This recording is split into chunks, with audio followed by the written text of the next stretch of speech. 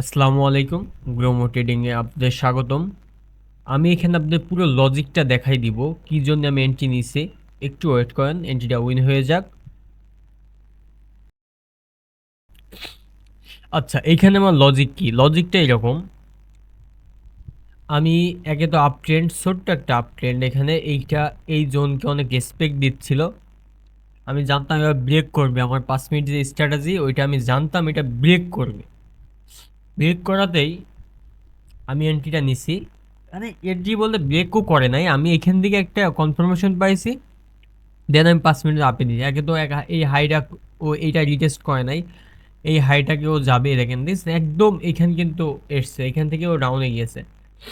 আমি যেটা horizontal line দেখাই আপনাদেরকে, এই বডি থেকেই ও রিজেকশন খেয়ে ডাউনে এসছে।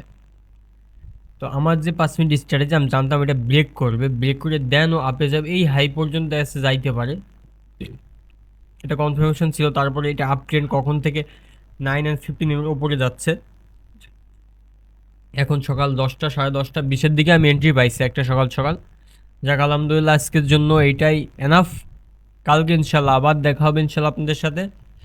আমি এমনি এরপরে যদি হয় ডেমোতে করবো ইনশাল্লাহ, ডেমোতে করে আপনাদেরকে দেখাবো।